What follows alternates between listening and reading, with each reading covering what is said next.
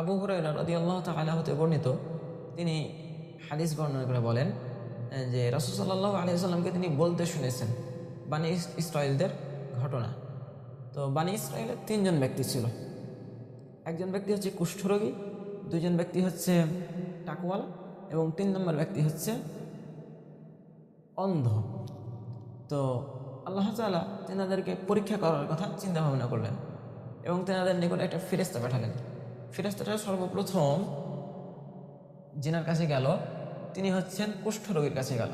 কুষ্ঠরোগীকে গিয়ে বলল যে তোমার কাছে এই দুনিয়ার জগতে কোন জিনিসটা অধিক প্রিয়? তো কুষ্ঠরোগ বলল, আমার শরীরের চামড়াগুলো কুৎসিত, মানে খুব একটা ভালো না। তো আমার কুষ্ঠরোগ, তো আমাকে দুনিয়ার মানুষেরা ভালোবাসে না। আমার এই চামড়াগুলো যদি ভালো হয়ে যেত তাহলে আমি খুব খুশি হতাম। তো ফেরেশতা তার শরীরের উপর হাত বুলাই দিল এবং তার শরীর ভালো হয়ে গেল। এরপর ফেরেশতা তাকে জিজ্ঞাসা করলো, এরপর তোমার কাছে কোন জিনিসটা অধিক প্রিয়? সে বলল, উট। তো তাকে 10 বছরের গর্ভবতী উটনি দেওয়া হলো। এরপর ফেরেশতা আরেকজনের কাছে চলে গেল, টাকওয়ালা ব্যক্তির কাছে চলে গেল। টাকওয়ালা ব্যক্তিকে বলল, এই তোমার কাছে দুনিয়ার জমিনে কোন জিনিসটা অধিক প্রিয়? তো টাকওয়ালা ব্যক্তি বলল যে আমার মাথায় তো চুল নাই, মানুষজন আমাকে দেখে হাসাহাসি করে, তো আমার মাথায় যে চুল গজায়। তো ফেরেশতা তার মাথায় হাত বুলিয়ে দিল এবং তার মাথায় চুল গজিয়ে গেল। এরপরে ফেরেশতা জিজ্ঞাসা করলো একইভাবে যে তোমার কাছে এই দুনিয়ার জগতে কোন জিনিসটা অধিক প্রিয়? তো সে বলল উট, গরু, এবং তাকে গরু দেওয়া হলো। এবং ফেরেশতা এরপরে চলে গেল অন্ধ ব্যক্তির কাছে।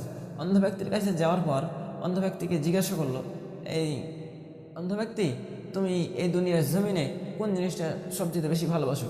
তো ওই ব্যক্তি বলল, আমার তো চোখ নাই, আল্লাহ তাআলা আমাকে তো চোখ দেয় নাই।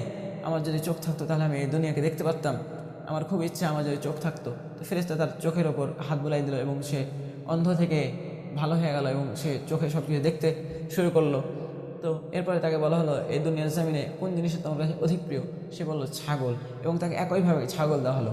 অতঃপর ফেরেশতা অনেকদিন পর তাদের প্রত্যেকের কিন্তু একটা যেনাকে উট দেওয়া হয়েছিল তেনার কিন্তু একটা অনেক বড় উটের একটা উপত্যকা তৈরি হয়ে গেছিলো।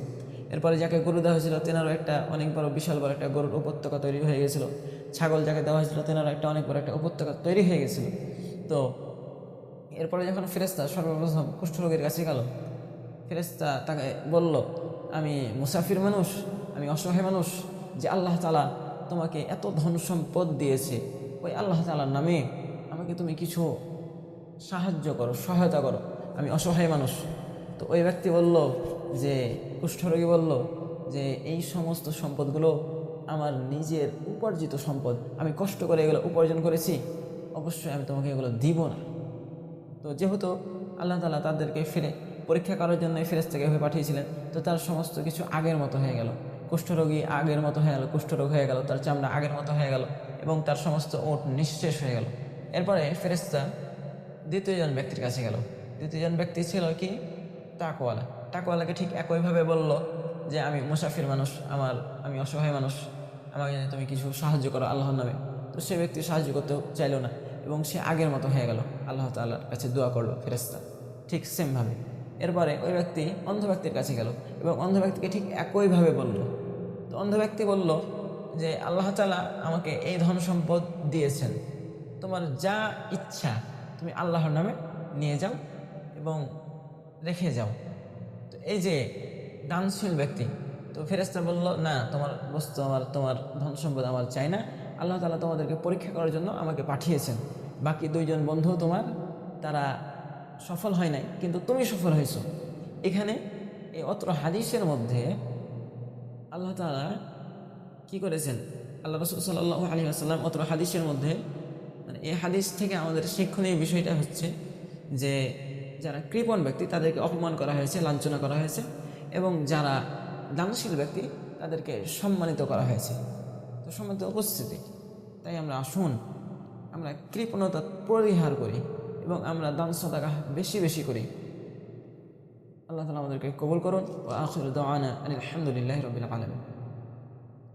এমনকি আল্লাহ রাসূল সাল্লাল্লাহু আলাইহি ওয়াসাল্লাম আল্লাহ তাআলার কাছে দোয়া করতেন, আল্লাহুম্মা ইন্নী আউযু বিকা মিনাল বুখলি, হে আল্লাহ তাআলা, আপনি আমাকে কৃপণতা থেকে, আমি আপনার কাছ থেকে আশ্রয় চাচ্ছি। ওয়া আউযু বিকা মিনাল জুনি ওয়া আউযু বিকা মিন আরজালিল উমরি ওয়া আউযু বিকা মিন ফিতনাতিদ দুনিয়া ওয়া আউযু বিকা মিন আযাবিল কবর।